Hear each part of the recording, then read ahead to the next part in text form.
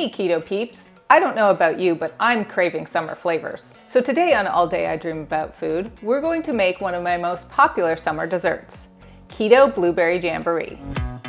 This wonderful no-bake dessert features a crisp pecan crust, a creamy no-bake cheesecake filling, and a sugar-free blueberry topping.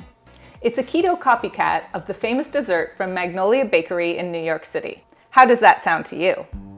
So the first thing we're going to do is make the blueberry topping. This way it has some time to thicken up before you pour it over the rest of the dessert. So I have 2 cups of frozen blueberries here. You can use fresh blueberries, you can use frozen, it really doesn't matter. You don't have to thaw them if they're frozen. And I'm going to put 1.5 cups of the blueberries into my pot here. That seems about right. Then I'm going to add some sweetener. Now, to make this more syrupy and thick, I like to add 1/3 cup of allulose. Also, with a sweetener like allulose, it won't recrystallize as it cools. And then I'm going to add 2 tablespoons of water, and we're going to cook this over medium heat until it boils.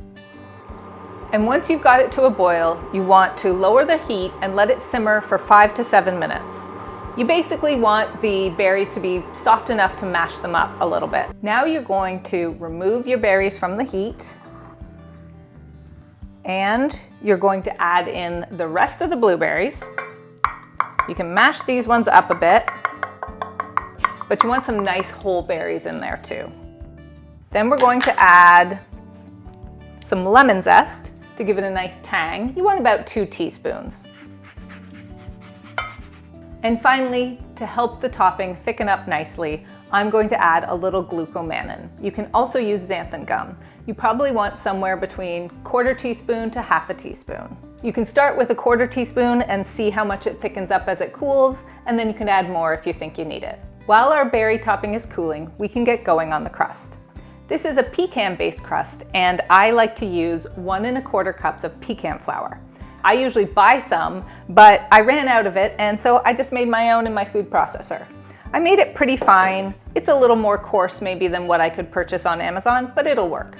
So that's 1¼ cups of the ground pecans. And then for a little added crunch, I'm adding a 1/2 cup of chopped pecans. You want them chopped pretty finely. We'll just stir that up.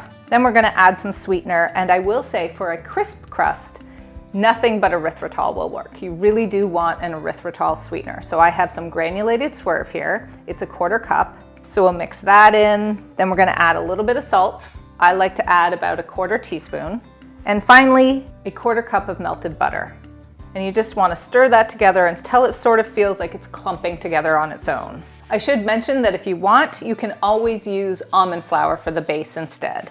Now we're going to take a greased 9x9 metal baking pan, and we're going to put our crust mixture in the bottom and press it in as firmly as possible. It'll be a pretty thin layer, but you can get even coverage all over the bottom.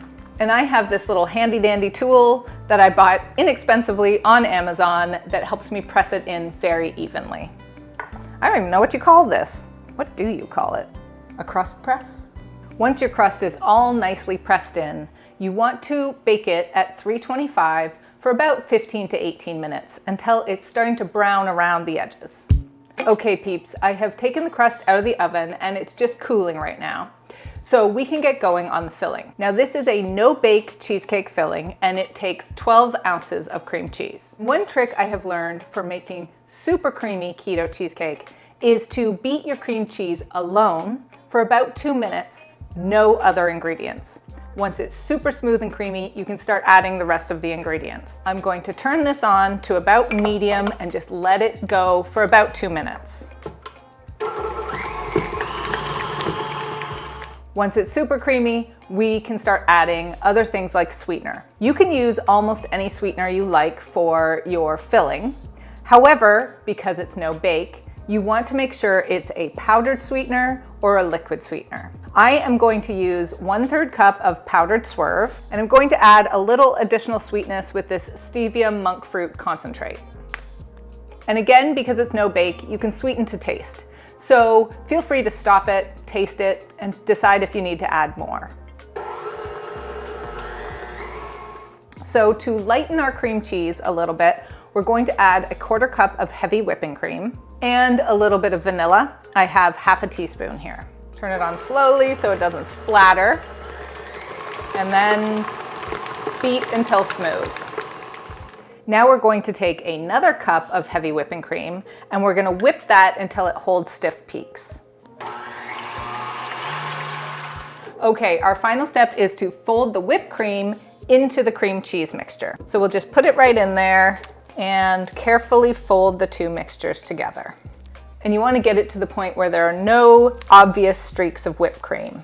When you're folding, always remember to get down towards the bottom of the bowl and lift up and over. Now we can put the whole dessert together. So I have my nicely cooled crust and I'm going to put my cheesecake filling right on top. And we want to spread this light and airy cheesecake filling over the crust evenly. Final step is to add our blueberry topping. So we'll just pour that right on top of the cheesecake filling and spread it nicely all over. You want every part of the cheesecake to get some of the blueberry topping, so spread it out nicely. And now, my friends, comes the hard part. You need to get your Keto Blueberry Jamboree into the fridge for at least 2 to 3 hours.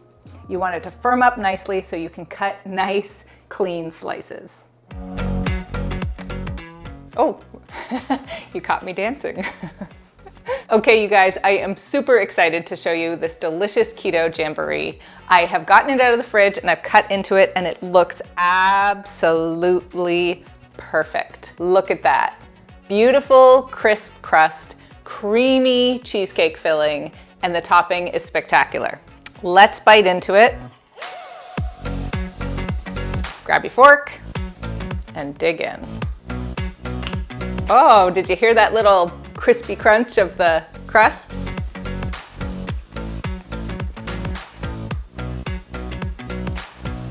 You know I gotta dance.